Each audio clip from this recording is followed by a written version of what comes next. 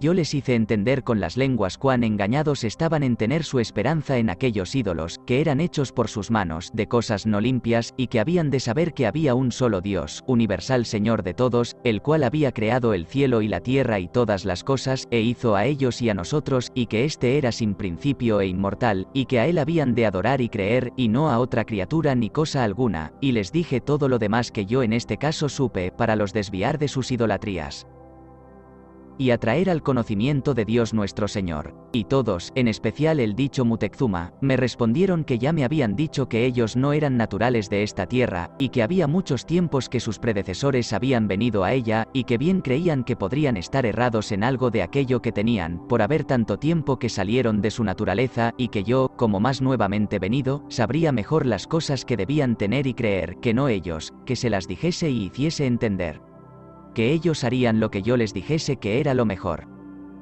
Y el dicho Muteczuma y muchos de los principales de la ciudad estuvieron conmigo hasta quitar los ídolos y limpiar las capillas y poner las imágenes, y todo con alegre semblante, y les defendí que no matasen criaturas a los ídolos como acostumbraban, porque, demás de ser muy aborrecible a Dios, vuestra sacra majestad por sus leyes lo prohíbe y manda que el que matare lo maten. Y de ahí adelante se apartaron de ello, y en todo el tiempo que yo estuve en la dicha ciudad nunca se vio matar ni sacrificar alguna criatura. Los bultos y cuerpos de los ídolos en quien estas gentes creen son de muy mayores estaturas que el cuerpo de un gran hombre. Son hechos de más de todas las semillas y legumbres que ellos comen, molidas y mezcladas unas con otras, y amásanlas con sangre de corazones de cuerpos humanos, los cuales abren por los pechos vivos y les sacan el corazón, y de aquella sangre que sale de él amasan aquella harina, y así hacen tanta cantidad cuanta basta para hacer aquellas estatuas grandes. Y también después de hechas les ofrecían más corazones que asimismo les sacrificaban, y les untan las caras con la sangre. A cada cosa tienen su ídolo dedicado, al uso de los gentiles que antiguamente honraban sus dioses. Por manera que para pedir favor para la guerra tienen un ídolo, y para sus labranzas otro, y así, para cada cosa de las que ellos quieren o desean que se hagan bien, tienen sus ídolos, a quien honran y sirven. Hay en esta gran ciudad muchas casas muy buenas y muy grandes, y la causa de haber tantas casas principales es que todos los señores de la tierra vasallos del dicho Muteczuma tienen sus casas en la dicha ciudad, y residen en ella cierto tiempo del año, y demás de esto, hay en ella muchos ciudadanos ricos que tienen asimismo muy buenas casas. Todos ellos, demás de tener muy buenos y grandes aposentamientos, tienen muy gentiles vergeles de flores de diversas maneras, así en los aposentamientos altos como bajos. Por la una calzada que a esta gran ciudad entran, vienen 2 caños de argamasa tan anchos como 2 pasos cada uno, y tan altos casi como un estado, y por el uno de ellos viene un golpe de agua dulce muy buena, del gordor de un cuerpo de hombre, que va a dar al cuerpo de la ciudad, de que se sirven y beben todos. El otro, que va vacío, es para cuando quieren limpiar el otro caño, porque echan por allí el agua en tanto que se limpia, y porque el agua ha de pasar por las puentes, a causa de las quebradas, por do atraviesa el agua salada, echan la dulce por unas canales tan gruesas como un buey, que son de la longura de las dichas puentes, y así se sirve toda la ciudad. Traen a vender el agua por canoas por todas las calles, y la manera de cómo la toman del caño es que llegan las canoas debajo de las puentes por do están las canales, y de allí hay hombres en lo alto que hinchen las canoas, y les pagan por ello su trabajo. En todas las entradas de la ciudad y en las partes donde descargan las canoas, que es donde viene la más cantidad de los mantenimientos que entran en la ciudad, hay chozas hechas donde están personas por guardas y que reciben certum quid de cada cosa que entra. Esto no sé si lo lleva el Señor o si es propio para la ciudad, porque hasta ahora no lo he alcanzado, pero creo que para el Señor, porque en otros mercados de otras provincias se ha visto coger aquel derecho para el Señor de ellas. Hay en todos los mercados y lugares públicos de la dicha ciudad, todos los días, muchas personas trabajadores y maestros de todos oficios esperando quien los alquile por sus jornales. La gente de esta ciudad es de más manera y primor en su vestido y servicio que no la otra de estas otras provincias y ciudades, porque como allí estaba siempre este señor Muteczuma, y todos los señores sus vasallos ocurrían siempre a la ciudad, había en ella más manera y policía en todas las cosas. Y por no ser más prolijo en la relación de las cosas de esta gran ciudad, aunque no acabaría tan ahína, no quiero decir más sino que en su servicio y trato de la gente de ella hay la manera casi de vivir que en España, y con tanto concierto y orden como allá, y que considerando esta gente ser bárbara y tan apartada del conocimiento de Dios y de la comunicación de otras naciones de razón, es cosa admirable ver la que tienen en todas las cosas. En lo del servicio de Muteczuma y de las cosas de admiración que tenía por grandeza y estado, hay tanto que escribir, que certifico a vuestra Alteza que yo no sé por dónde comenzar, que pueda acabar de decir alguna parte de ellas, porque, como ya he dicho, ¿qué más grandeza puede ser que un señor bárbaro como este tuviese contrahechas de oro y plata y piedras y plumas todas las cosas que debajo del cielo hay en su señorío, tan al natural lo de oro y plata, que no hay platero en el mundo que mejor lo hiciese? Y lo de las piedras, que no baste juicio comprehender con qué instrumentos se hiciese tan perfecto, y lo de pluma, que ni de cera ni en ningún broslado se podría hacer tan maravillosamente. El señorío de tierras que este Muteczuma tenía, no se ha podido alcanzar cuánto era, porque a ninguna parte, 200 leguas de un cabo y de otro de aquella su gran ciudad, enviaba sus mensajeros que no fuese cumplido su mandado, aunque había algunas provincias en medio de estas tierras con quien él tenía guerra. Pero lo que se alcanzó, y yo de él pude comprender, era su señorío tanto casi como España, porque hasta 60 leguas de esta parte de Putunchan, que es el río de Grijalba, envió mensajeros a que se diesen por vasallos de vuestra majestad los naturales de una ciudad que se dice Cumatan, que había desde la gran ciudad a ella 230 leguas, porque las 150 yo he hecho andar a los españoles. Todos los más de los señores de estas tierras y provincias, en especial los comarcanos, residían como ya he dicho, mucho tiempo del año en aquella gran ciudad, y todos o los más tenían sus hijos primogénitos en el servicio del dicho Muteczuma. En todos los señoríos de estos señores tenía fuerzas hechas, y en ellas gente suya, y sus gobernadores y cogedores del servicio y renta que de cada provincia le daban, y había cuenta y razón de lo que cada uno era obligado a dar, porque tienen caracteres y figuras escritas en el papel que hacen por donde se entienden. Cada una de estas provincias servía con su género de servicio, según la calidad de la tierra, por manera que a su poder venía toda suerte de cosas que en las dichas provincias había. Era tan temido de todos, así presentes como ausentes, que nunca príncipe del mundo lo fue más. Tenía, así fuera de la ciudad como dentro, muchas casas de placer, y cada una de su manera de pasatiempo, tan bien labradas cuanto se podría decir, y cuáles requerían ser para un gran príncipe y señor. Tenía dentro de la ciudad sus casas de aposentamiento, tales y tan maravillosas, que me parecería casi imposible poder decir la bondad y grandeza de ellas.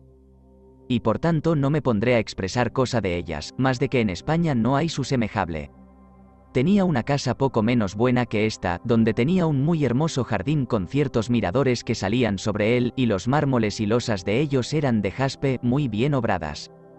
Había en esta casa aposentamientos para se aposentar 2 muy grandes príncipes con todo su servicio. En esta casa tenía 10 estanques de agua, donde tenía todos los linajes de aves de agua que en estas partes se hallan, que son muchos y diversos, todas domésticas, y para las aves que se crían en la mar eran los estanques de agua salada, y para las de ríos, lagunas de agua dulce, la cual agua vaciaban de cierto a cierto tiempo por la limpieza, y la tornaban a henchir por sus caños, y a cada género de aves se daba aquel mantenimiento que era propio a su natural y con que ellas en el campo se mantenían. De forma que a las que comían pescados se lo daban, y las que gusanos, gusanos, y las que maíz, maíz, y las que otras semillas más menudas por consiguiente se las daban. Y certifico a vuestra Alteza que a las aves que solamente comían pescado se les daba cada día 10 arrobas de él, que se toma en la laguna salada. Había para tener cargo de estas aves 300 hombres que en ninguna otra cosa entendían. Había otros hombres que solamente entendían en curar las aves que adolecían. Sobre cada alberca y estanques de estas aves había sus corredores y miradores muy gentilmente labrados, donde el dicho Muteczuma se venía a recrear y a las ver. Tenía en esta casa un cuarto en que tenía hombres y mujeres y niños, blancos de su nacimiento en el rostro y cuerpo y cabellos y cejas y pestañas. Tenía otra casa muy hermosa, donde tenía un gran patio losado de muy gentiles losas, todo él hecho a manera de un juego de ajedrez. Y las casas eran hondas cuanto estado y medio, y tan grandes como 6 pasos en cuadra, y la mitad de cada una de estas casas era cubierta el soterrado de losas, y la mitad que quedaba por cubrir tenía encima una red de palo muy bien hecha, y en cada una de estas casas había un ave de rapiña, comenzando de cernícalo hasta águila, todas cuantas se hallan en España, y muchas más raleas que allá no se han visto. Y de cada una de estas raleas había mucha cantidad, y en lo cubierto de cada una de estas casas había un palo, como alcandra, y otro fuera debajo de la red, que en el uno estaban de noche y cuando llovía, y en el otro se podían salir al sol y al aire a curarse. A todas estas aves daban todos los días de comer gallinas, y no otro mantenimiento. Había en esta casa ciertas salas grandes, bajas, todas llenas de jaulas grandes, de muy gruesos maderos, muy bien labrados y encajados, y en todas o en las más había leones, tigres, lobos, zorras y gatos de diversas maneras, y de todos en cantidad, a las cuales daban de comer gallinas cuantas les bastaban. Y para estos animales y aves había otros 300 hombres que tenían cargo de ellos. Tenía otra casa donde tenía muchos hombres y mujeres monstruos, en que había enanos, corcovados y contrahechos y otros con otras disformidades y cada una manera de monstruos en su cuarto por sí, y también había para estos personas dedicadas para tener cargo de ellos. Y las otras cosas de placer que tenía en su ciudad dejo de decir, por ser muchas y de muchas calidades. La manera de su servicio era que todos los días luego en amaneciendo eran en su casa de 600 señores y personas principales, los cuales se sentaban y otros andaban por unas salas y corredores que habían en la dicha casa, y allí estaban hablando y pasando tiempo, sin entrar donde su persona estaba. Y los servidores de estos y personas de quien se acompañaban henchían 2 o 3 grandes patios y la calle que era muy grande. Y estos estaban sin salir de allí todo el día hasta la noche. Y al tiempo que traían de comer al dicho Muteczuma, asimismo lo traían a todos aquellos señores tan cumplidamente cuanto a su persona, y también a los servidores y gentes de estos les daban sus raciones. Había cotidianamente la despensa y botillería abierta para todos aquellos que quisiesen comer y beber. La manera de cómo les daban de comer, es que venían 300 o 400 mancebos con el manjar, que era sin cuento, porque todas las veces que comía y cenaba le traían de todas las maneras de manjares, así de carnes como de pescados y frutas y hierbas que en toda la tierra se podían haber. Y porque la tierra es fría, traían debajo de cada plato y escudilla de manjar un braserico con brasa, porque no se enfriase. Poníanle todos los manjares juntos en una gran sala en que él comía, que casi toda se henchía, la cual estaba toda muy bien esterada y muy limpia, y él estaba asentado en una almohada de cuero pequeña muy bien hecha. Al tiempo que comían estaban allí desviados de él 5 o 6 señores ancianos, a los cuales él daba de lo que comía. Y estaba en pie uno de aquellos servidores que le ponía y alzaba los manjares, y pedía a los otros que estaban más afuera lo que era necesario para el servicio. Y al principio y fin de la comida y cena siempre le daban agua a manos, y con la toalla que una vez se limpiaba nunca se limpiaba más, ni tampoco los platos y escudillas en que le traían una vez el manjar se los tornaban a traer, sino siempre nuevos, y así hacían de los brasericos. Vestíase todos los días 4 maneras de vestiduras, todas nuevas, y nunca más se las vestía otra vez.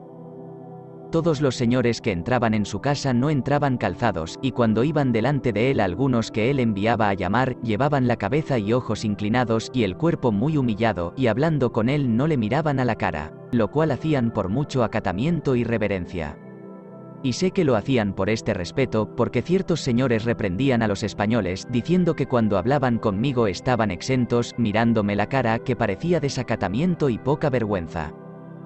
Cuando salía fuera el dicho Muteczuma, que era pocas veces, todos los que iban con él y los que topaba por las calles le volvían el rostro, y en ninguna manera le miraban, y todos los demás se postraban hasta que él pasaba.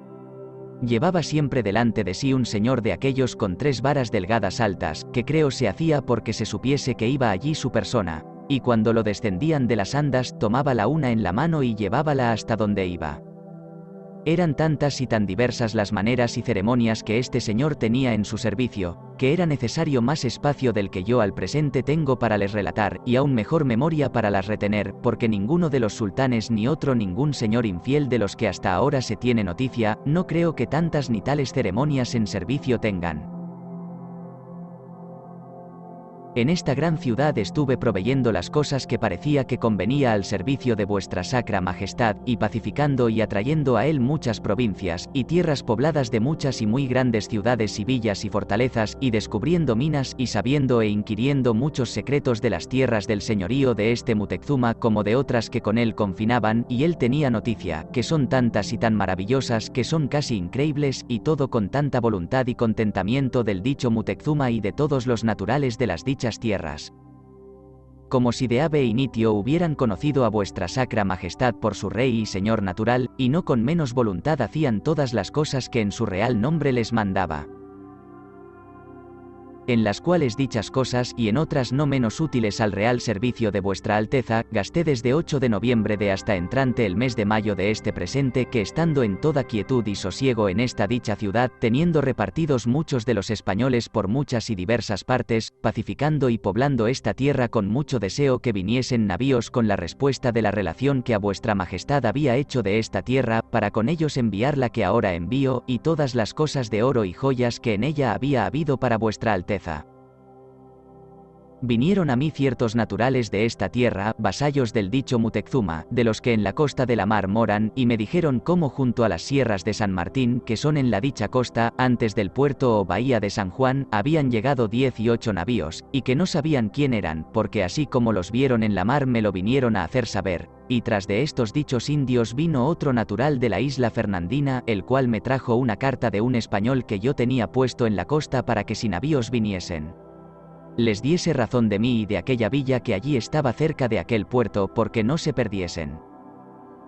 En la cual dicha carta se contenía, que en tal día había asomado un navío frontero del dicho puerto de San Juan, solo, y que había mirado por toda la costa de la mar, cuanto su vista podía comprender, y que no había visto otro, y que creía que era la nao que yo había enviado a vuestra sacra majestad, porque ya era tiempo que viniese.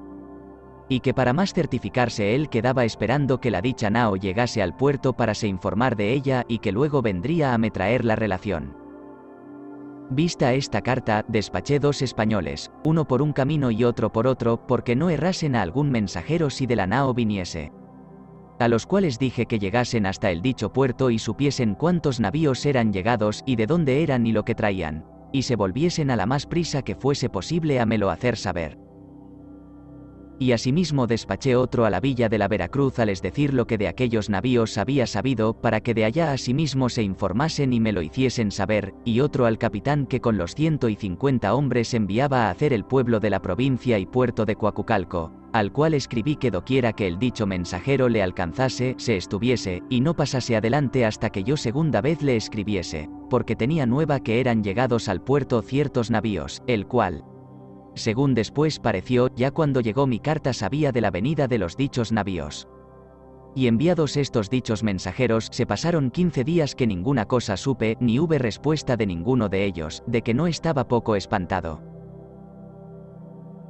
Y pasados estos 15 días, vinieron otros indios asimismo vasallos del dicho Muteczuma, de los cuales supe que los dichos navíos estaban ya surtos en el dicho puerto de San Juan, y la gente desembarcada, y traían por copia que había 80 caballos y 800 hombres y 10 o 12 tiros de fuego, lo cual todo lo traía figurado en un papel de la tierra para lo mostrar al dicho Muteczuma.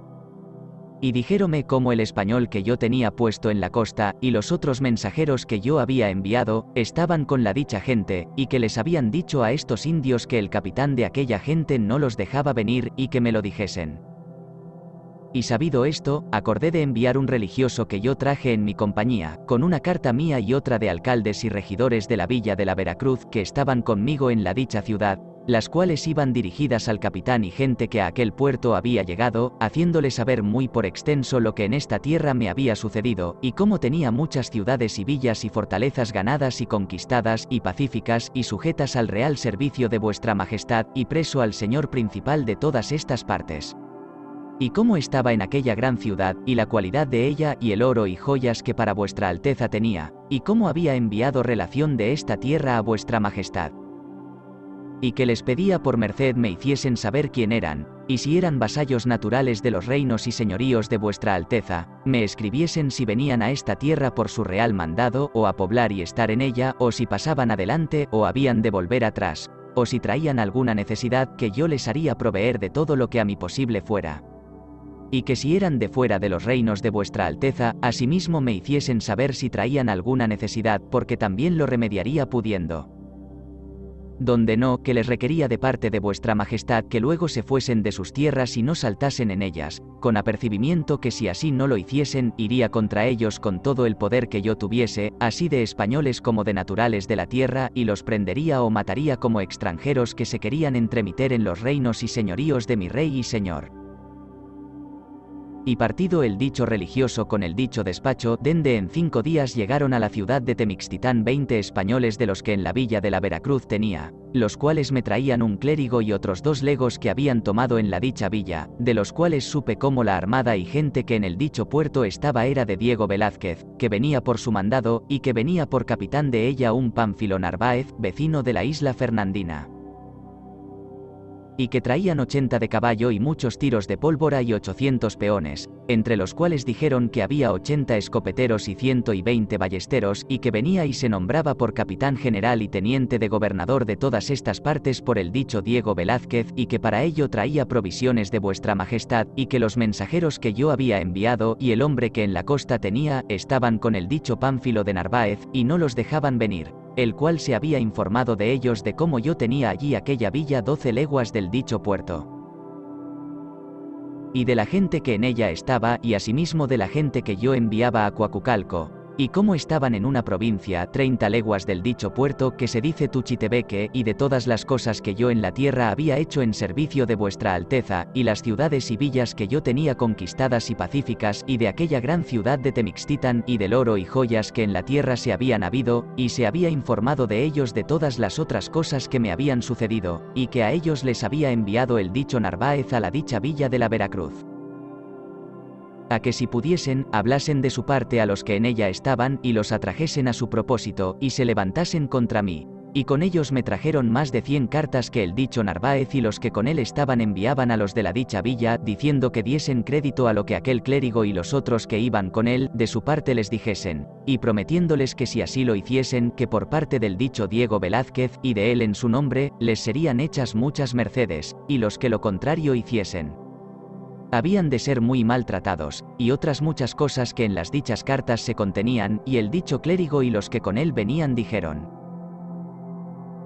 Y casi junto con estos vino un español de los que iban a Coacaculco con cartas del capitán, que era un Juan Velázquez de León, el cual me hacía saber cómo la gente que había llegado al puerto era Pánfilo de Narváez, que venía en nombre de Diego Velázquez con la gente que traían, y me envió una carta que el dicho Narváez le había enviado con un indio, como a pariente del dicho Diego Velázquez y cuñado del dicho Narváez, en que por ella le decía cómo de aquellos mensajeros míos había sabido que estaba allí con aquella gente. Y luego se fuese con ella a él, porque en ello haría lo que cumplía y lo que era obligado a sus deudos, y que bien creía que yo le tenía por fuerza, y otras cosas que el dicho Narváez le escribía. El cual dicho capitán, como más obligado al servicio de vuestra Majestad, no solo dejó de aceptar lo que el dicho Narváez por su letra le decía, mas aún luego se partió, después de me haber enviado la carta, para se venir a juntar con toda la gente que tenía conmigo. Y después de me haber informado de aquel clérigo y de los otros 2 que con él venían, de muchas cosas, y de la intención de los del dicho Diego Velázquez y Narváez, y de cómo se habían movido con aquella armada y gente contra mí, porque yo había enviado la relación y cosas de esta tierra a vuestra Majestad, y no al dicho Diego Velázquez, y como venían con dañada voluntad para me matar a mí y a muchos de los de mi compañía, que ya desde allá traían señalados. Y supe asimismo cómo el licenciado Figueroa, juez de residencia en la isla española, y los jueces y oficiales de vuestra Alteza que en ella residen, sabido por ellos cómo el dicho Diego Velázquez hacía la dicha armada, y la voluntad con que la hacía, constándoles el daño y deservicio que de su venida a vuestra Majestad podía redundar, enviaron al licenciado Lucas Vázquez de Ayllón, uno de los dichos jueces, con su poder, a requerir y mandar al dicho Diego Velázquez no enviase la dicha armada, el cual vino. Y halló al dicho Diego Velázquez con toda la gente armada en la punta de la dicha isla Fernandina, ya que quería pasar, y que allí le requirió a él y a todos los que en la dicha armada venían, que no viniesen, porque de ello vuestra Alteza era muy deservido, y sobre ello les impuso muchas penas, las cuales no obstante, ni todo lo por el dicho licenciado requerido ni mandado, todavía había enviado la dicha armada, y que el dicho licenciado Ayllón estaba en el dicho puerto, que había venido juntamente con ella. pensando de evitar el daño que de la venida de la dicha armada se seguía, porque a él y a todos era notorio el mal propósito y voluntad con que la dicha armada venía. Envié al dicho clérigo con una carta mía para el dicho Narváez, por la cual le decía cómo yo había sabido del dicho clérigo y de los que con él habían venido, cómo él era capitán de la gente que aquella armada traía, y que holgaba que fuese él, porque tenía otro pensamiento, viendo que los mensajeros que yo había enviado no venían. Pero que pues él sabía que yo estaba en esta tierra en servicio de vuestra Alteza, me maravillaba no me escribiese o enviase mensajero, haciéndome saber de su venida, pues sabía que yo había de holgar con ella. Así por él ser mi amigo mucho tiempo había, como porque creía que él venía a servir a vuestra Alteza, que era lo que yo más deseaba, y enviar, como había enviado, sobornadores y carta de inducimiento a las personas que yo tenía en mi compañía, en servicio de vuestra Majestad, para que se levantasen contra mí y se pasasen a él, como si fuéramos los unos infieles y los otros cristianos, o los unos vasallos de vuestra Alteza y los otros sus deservidores, y que le pedía por merced que de allí adelante no tuviese aquellas formas. Antes me hiciese saber la causa de su venida, y que me habían dicho que se intitulaba capitán general y teniente de gobernador por Diego Velázquez, y que por tal se había hecho pregonar y publicar en la tierra, y que había hecho alcaldes y regidores y ejecutado justicia, lo cual era en mucho de servicio de vuestra Alteza y contra todas sus leyes, porque siendo esta tierra de vuestra Majestad, y estando poblada de sus vasallos, y habiendo en ella justicia y cabildo que no se debía intitular de los dichos oficios, ni usar de ellos sin ser primero a ellos recibido, puesto que para los ejercer trajese provisiones de vuestra Majestad. Las cuales si traía, le pedía por merced y le requería las presentase ante mí y ante el cabildo de la Veracruz, y que de él y de mí serían obedecidas como cartas y provisiones de nuestro rey y señor natural, y cumplidas en cuanto al real servicio de vuestra Majestad conviniese. Porque yo estaba en aquella ciudad, y en ella tenía preso a aquel señor, y tenía mucha suma de oro y joyas, así de lo de vuestra Alteza como de los de mi compañía y mío, lo cual yo no osaba dejar, con temor que salido yo de la dicha ciudad, la gente se rebeléis, y perdiese tanta cantidad de oro y joyas y tal ciudad, mayormente que perdida aquella, era perdida toda la tierra. Y asimismo di al dicho clérigo una carta para el dicho licenciado Ayllón, al cual, según después yo supe, al tiempo que el dicho clérigo llegó, había prendido el dicho Narváez y enviado preso con 2 navíos. El día que el dicho clérigo se partió, me llegó un mensajero de los que estaban en la villa de la Veracruz, por el cual me hacían saber que toda la gente de los naturales de la tierra estaban levantados y hechos con el dicho Narváez, en especial los de la ciudad de Cempoal y su partido, y que ninguno de ellos quería venir a servir a la dicha villa, así en la fortaleza como en las otras cosas en que solían servir, porque decían que Narváez les había dicho que yo era malo, y que me venía a prender a mí y a todos los de compañía, y llevarnos presos y dejar la tierra, y que la gente que el dicho Narváez traía era mucha y la que yo tenía poca, y que él traía muchos caballos y muchos tiros, y que yo tenía pocos, y que querían ser a viva quien vence. Y que también me hacían saber que eran informados de los dichos indios que el dicho Narváez se venía a aposentar a la dicha ciudad de Cempoal, y que ya sabía cuán cerca estaba de aquella villa, y que creían, según eran informados del mal propósito que el dicho Narváez contra todos traía, que desde allí venía sobre ellos, y teniendo de su parte los indios de la dicha ciudad, y por tanto me hacían saber que ellos dejaban la villa sola por no pelear con ellos, y por evitar escándalos se subían a la sierra a causa de un señor, vasallo de vuestra Alteza y amigo nuestro, y que allí pensaban estar hasta que yo les enviase a decir lo que hiciesen. Y como yo vi el gran daño que se comenzaba a revolver, y cómo la tierra se levantaba a causa del dicho Narváez, parecióme que con ir yo donde él estaba se apaciguaría mucho, porque viéndome los indios presente, no se osarían a levantar. Y también porque pensaba dar orden con el dicho Narváez como tan gran mal como se comenzaba cesase. Y así, me partí aquel mismo día, dejando la fortaleza muy bien abastecida de maíz y de agua, y 500 hombres dentro de ella y algunos tiros de pólvora. Y con la otra gente que allí tenía, que serían hasta 70 hombres, seguí mi camino con algunas personas principales de los del dicho Muteczuma. Tal cual yo, antes que me partiese, hice muchos razonamientos, diciéndole que mirase que él era vasallo de vuestra Alteza, y que ahora había de recibir mercedes de vuestra Majestad por los servicios que le había hecho, y que aquellos españoles le dejaba encomendados con todo aquel oro y joyas que él me había dado y mandado dar para vuestra Alteza, porque yo iba a aquella gente que allí había venido, a saber qué gente era, porque hasta entonces no lo había sabido, y creía que debía ser alguna mala gente. Y no vasallos de vuestra Alteza. Y él me prometió de los hacer proveer de todo lo necesario, y guardar mucho todo lo que allí le dejaba puesto para vuestra majestad, y que aquellos suyos que iban conmigo me llevarían por camino que no saliese de su tierra, y me harían proveer en él de todo lo que hubiesen menester, y que me rogaba, si aquella fuese gente mala, que se lo hiciese saber, porque luego proveería de mucha gente de guerra, para que fuesen a pelear con ellos y echarlos fuera de la tierra. Lo cual todo yo le agradecí, y certifiqué que por ello vuestra Alteza le mandaría hacer muchas mercedes, y le di muchas joyas y ropas a él y a un hijo suyo, y a muchos señores que estaban con él a la sazón.